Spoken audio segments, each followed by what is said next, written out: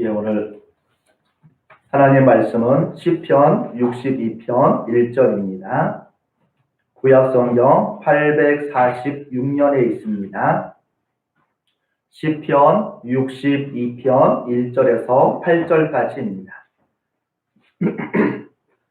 구약성경 846년에 있습니다. 62편 1절에서 8절까지 우리 같이 봉독하시겠습니다. 나의 영혼이 잠잠히 하나님만 바라미어 나의 구원이 그에게서 나오는도다. 오직 그만이 나의 반석이시요 나의 구원이시요 나의 요새이시니 내가 크게 흔들리지 아니하리로다. 넘어지는 담과 흔들리는 울타리 같이 사람을 죽이려고 너희가 일제히 공격하기를 언제까지 하려느냐. 그들이 그를 그의 높은 자리에서 떨어뜨리기만 꾀하고 거짓을 즐겨하니 입으로는 축복이요 속으로는 저주로다 셀라.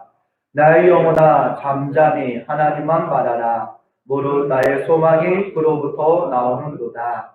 오직 그만이 나의 반석이시요 나의 구원이시요 나의 요새이시니 내가 흔들리지 아니하리로다.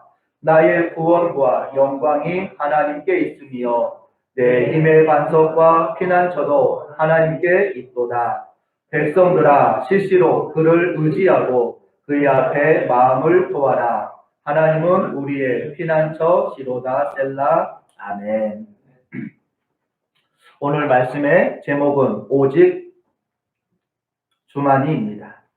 이 시간에도 영상으로 가정에서 예배드리는 반포교회 모든 성도들의 가정과 여러분의 삶 위에 놀라운 하나님의 은혜와 축복이 함께 하시기를 간절히 바랍니다. 한 주간 동안 얼마나 삶의 여유를 가지고 살아오셨습니까? 또 한 주간 동안 나에게 힘이 되고 위로가 되는 말씀이 있었습니까? 또 그 말씀이 무엇이었습니까? 우리가 한번 생각해 보기를 원합니다.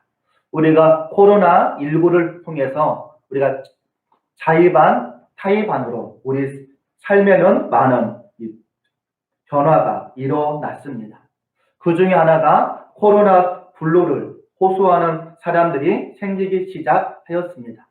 코로나 블루는 코로나와 우울증을 뜻하는 블루라는 단어의 합성으로서 외부 활동을 못하고 또 반강제적으로 집에만 있다 보니 마음이 답답하고 우울증을 호소하는 사람들이 이제 생기기 시작했다라는 이야기입니다.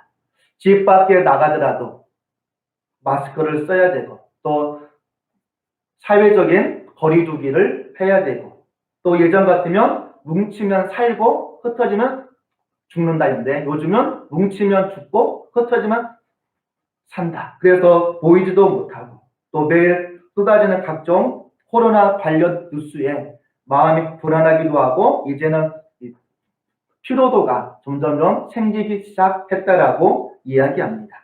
반면에 코로나19를 통해서 부모님의 안부를 묻는 휴전화가 많이 늘어났다라고 얘기를 하는 분들도 있습니다. 또 많은 한가로움들을 통해서 예전 같으면 저녁에나 또 주말에 많은 모임들이나 외출이나 행사 등이 있었을 텐데 지금은 별로 없기 때문에 가정에 많이 있으면서 내가 지금까지 어떠한 삶을 내가 살아왔나, 내가 한번 살아왔던 내 삶을 다시 한번 생각해보는 그런 많은 시간들이 있다라고도 이야기합니다.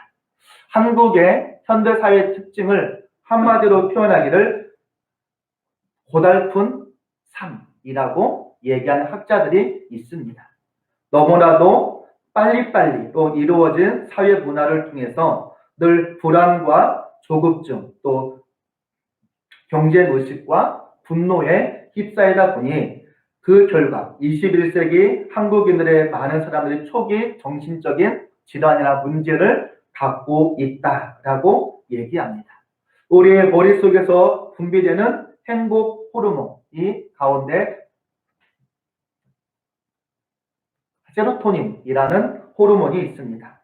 이 세로토닌이 없을 때 우울증이나 자살이나 중독이나 수면 부족, 만성 피로, 식욕 장애, 공황 장애 등이 일어나는데 이 정신과 이시영 박사가 말하기를 한국 사회는 어떠한 사회냐, 이 세로토닌이 결핍된 사회라고 이야기를 하였습니다. 그래서 많은 사람들이 늘 마음이 불안하고 초조하고 의욕이 감퇴되고 만성 피로와 우울증 가운데 살고 있다라고 이야기를 하였습니다.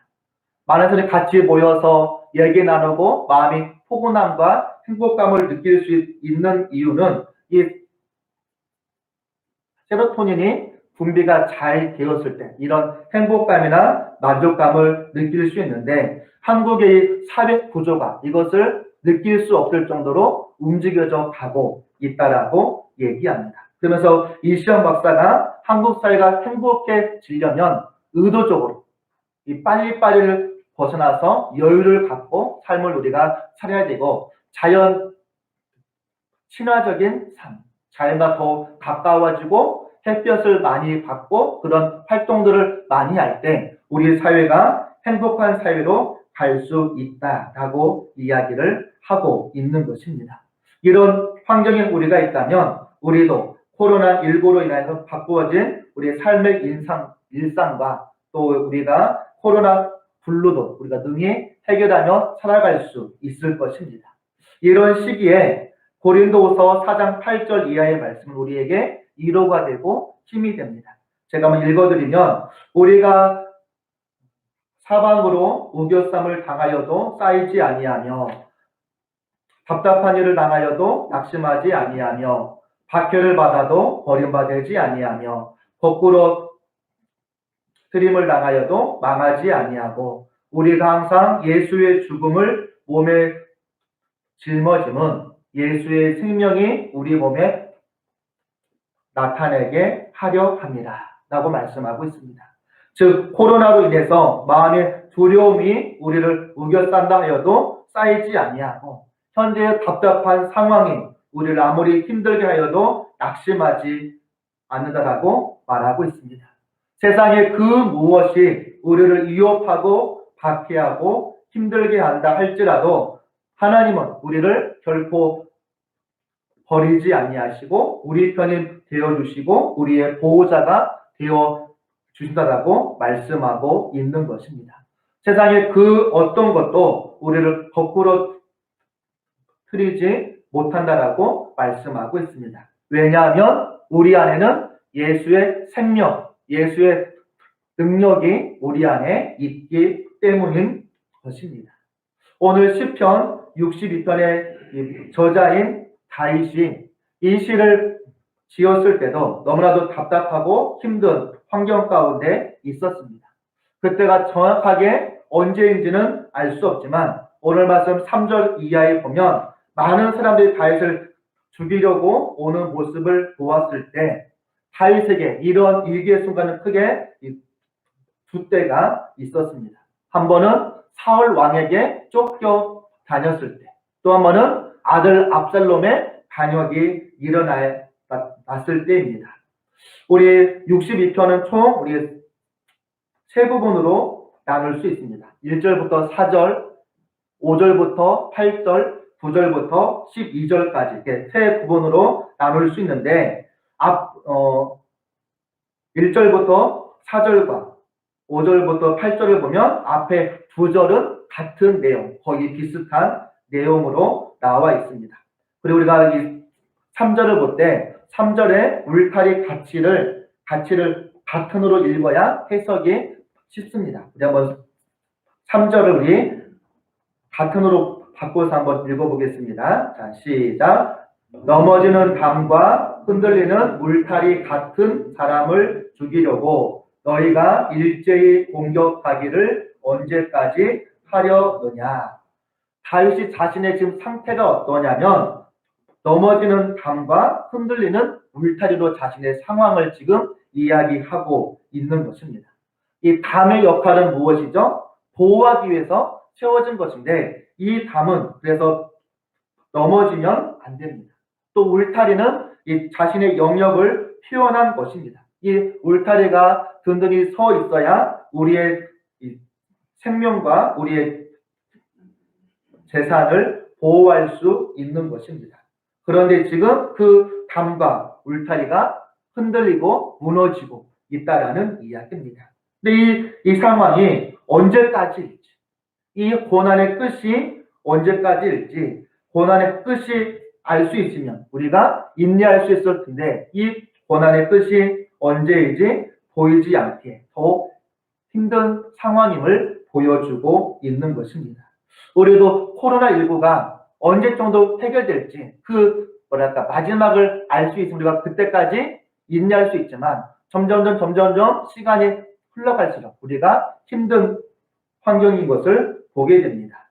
또 오늘 말씀 4절에서는 그들은 다윗의 이 대적자를 가리킵니다. 다윗의 이 대적자들이 다윗을 높은 곳에서 떨어뜨리기만 꾀하고, 이 말은 높은 곳은 다윗의 왕권, 다윗의 왕위를 가리킵니다. 근데 악인들이 다윗을 왕위에서 밀어뜨리려 하고 있다라고 이야기하고 있는 것입니다. 이 말씀을 바탕으로 아마 시편 62편은 아들 압살롬이 반란을 일으켜서 다윗이 왕궁을 떠났을 때 쓴 시라고 많은 학자들이 이야기를 하게 됩니다. 아들 압살롬이 반역을 일으켜서 다윗이 도망갈 때 다윗이 자기 부하들에게 뭐라고 얘기했는지 아십니까? 사무엘하 15장 14절에 보면 다윗이 말하기를 일어나 도망하자. 그렇지 아니하면 우리 중 한 사람도 압살롬에게서 피하지 못하리라. 빨리 가자. 두렵건대 그가 우리를 급히 따라와 우리를 해하고 칼날로 성읍을 칠까 하노라. 다윗이 자기 부하들에게 빨리 일어나 우리가 도망가자. 압살롬이 빨리 와서 우리를 다 해하고 칼날로 우리를 칠까 두려워한다라고 얘기합니다. 그래서 다윗의 도망하는 모습이 사무엘하 15장 30절에 보면 다윗이 밤낮 산길로 올라갈 때 그의 머리를 가리고 맨발로 울면서 갔다라고 표현하고 있습니다. 머리를 가리고 맨발로 울면서 갔다. 자, 머리를 가렸다는 말은 무슨 의미일까요? 이 범죄하는 사람들이 언론에 노출되거나 이 경찰서에 붙잡혀갈 때 어떡하죠? 고개를 푹 숙이고 얼굴을 가리며 갑니다. 이것은 다윗이 너무나도 부끄럽고 어찌 보면 이 수치스러운 마음을 표현해주고 있는 것입니다. 왜냐하면 지금 다윗이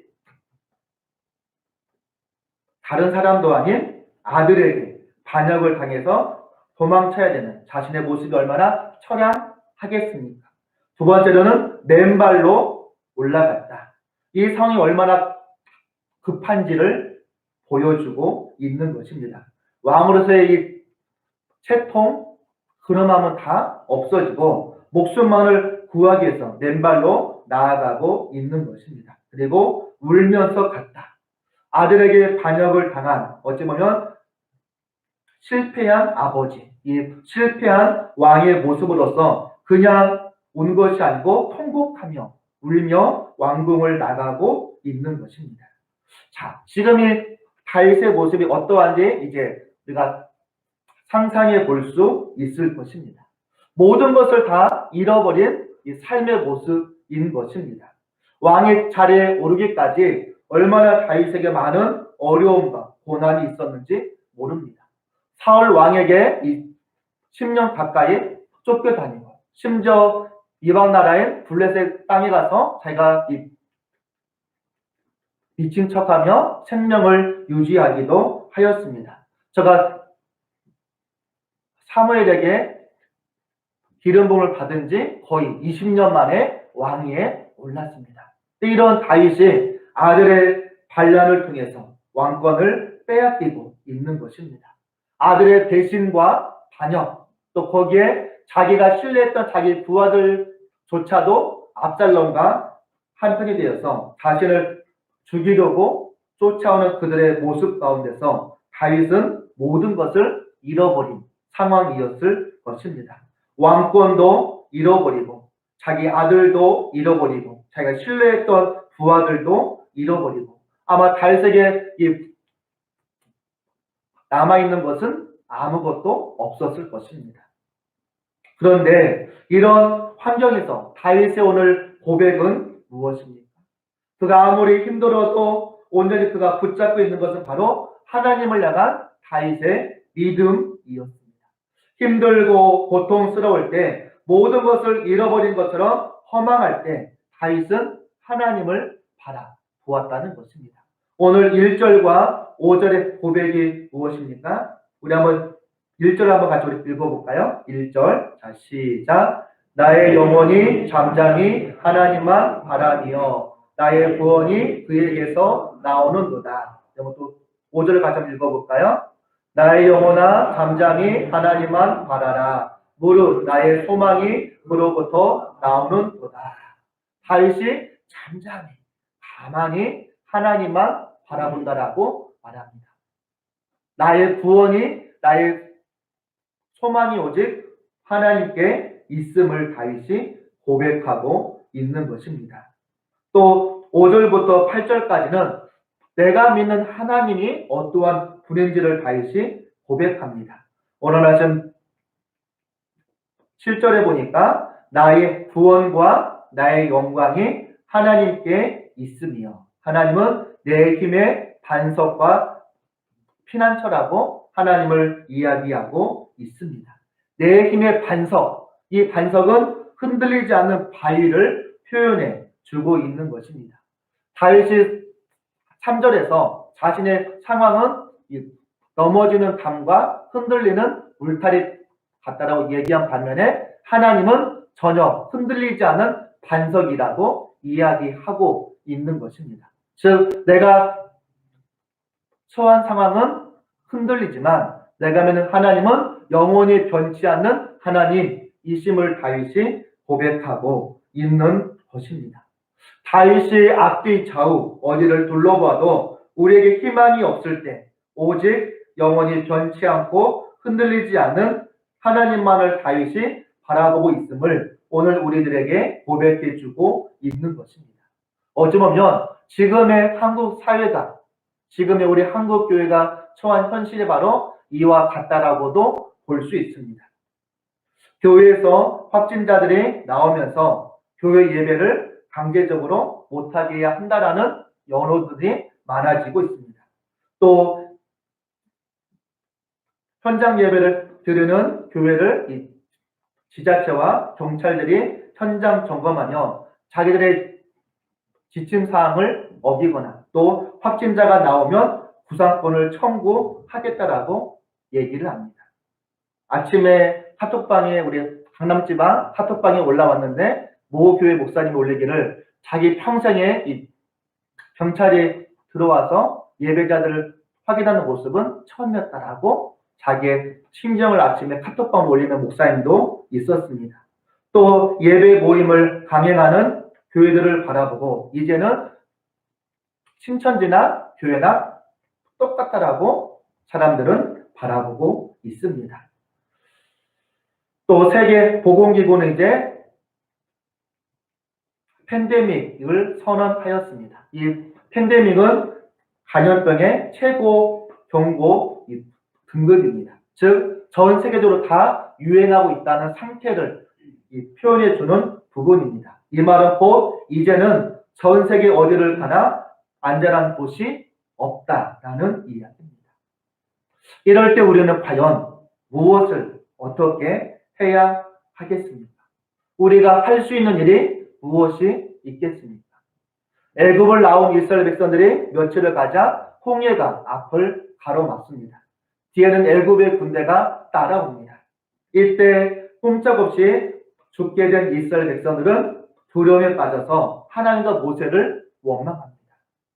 애굽에 매장지가 없어서 여기에 우리를 죽게 하려고 광야로 우리를 이끌어 왔냐라고 하면서 차라리 우리가 애굽으로 다시 가자라고 얘기합니다.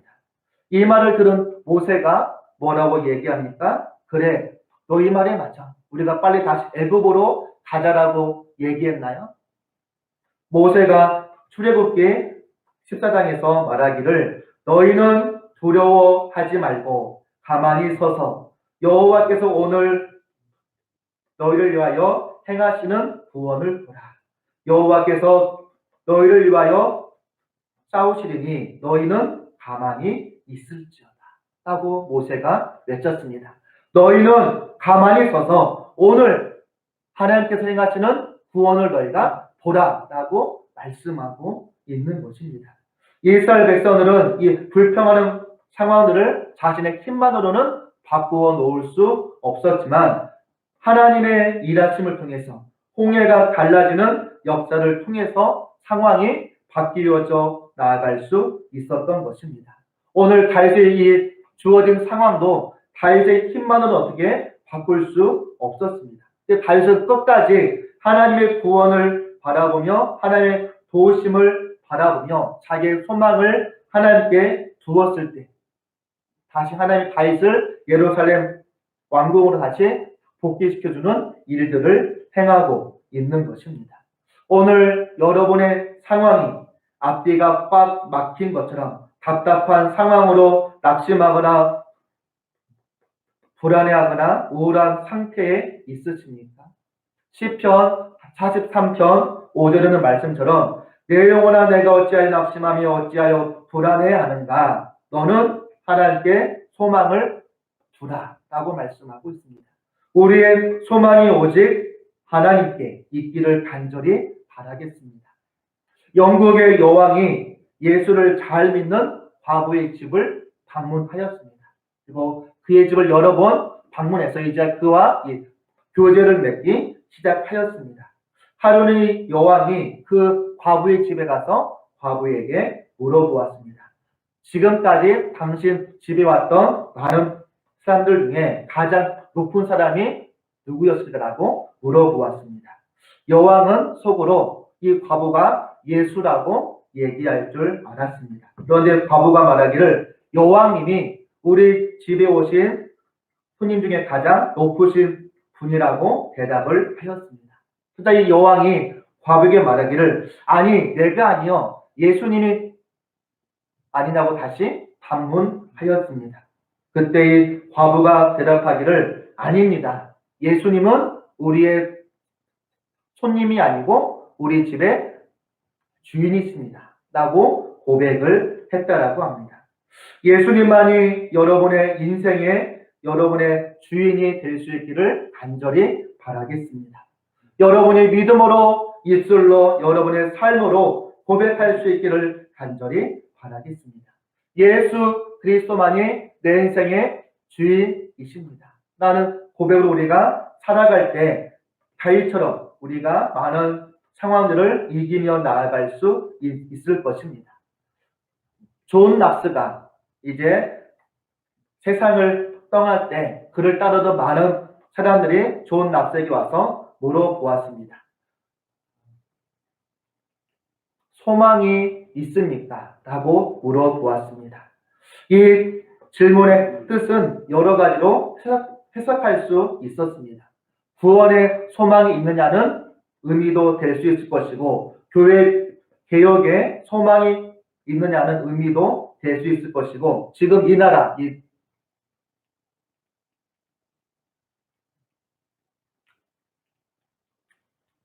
이 나라의 미래에 소망이 있느냐는 질문이기도 하였습니다. 왜냐하면 당시에 메리 여왕은 이 존 납스를 가장 두려운 존재로 인식해서 메리 여왕이 뭐라고 고백하냐면 유럽 모든 나라에 있는 군대들의 힘보다 존 납스의 기도가 더 강하다라고 이야기했기 때문입니다. 그런데 존 납스도 이제 마지막 이 세상을 떠날 때가 되었습니다. 한마디의 말도 하기 힘든 환경에 있었을 때 많은 후손들이 이 땅 가운데 소망이 있느냐고 물어보았을 때 존 납스는 숨을 거두면서 말을 하지 못하고 단지 자기의 손가락으로 하늘을 가리켰다라고 말합니다. 이 뜻은 무엇이었을까요? 이 땅 가운데 소망이 있다라는 이야기입니다. 하나님이 함께 하시기에, 하나님을 의지하기에 우리에게 소망이 있다. 우리의 소망이 하나님께 있음을 보여주고 있는 것입니다. 미국 MBC 방송에서 지난 14일 날 유튜브를 통해서 한국을 소개하기를, 한국 대량 검사 후 코로나 바이러스 확진자 감소라는 이 제목과 함께 한국의 많은 영상들을 보내었습니다. 그 중에 한 화면이 대구 경북 지역의 의료 현장을 보여주는 장면이 있었습니다. 그 중에 많은 사람들이 감탄을 예던 장면 가운데 하나가 이 하얀색 보호 장구를 끼고 이 병원으로 들어가면서 자기들 촬영하는 외국 기자들에게 엄지를 딱 내밀면서 하는 의료진이 있었습니다. 이 의료진의 사진 하나에 많은 댓글들이 붙기 시작하였습니다. 한편으로는 찡하고, 한편으로는 너무나도 자랑스럽다. 또는 늘 감염 위험에 노출되어 있음에도 불구하고 최선을 다하는 모습이 감사하다. 또 한 사람은 환자를 살피러 가는 의료진들과 그 사이에서 나온 엄지척을 보니 이 땅을 구하는 어벤져스 같다라는 반응이 나오기도 하였습니다. 어벤져스가 뭔지 아십니까? 영화 내용입니다. 악당으로부터 이 땅을 구하는 그런 역할을 하는 영웅 이야기입니다.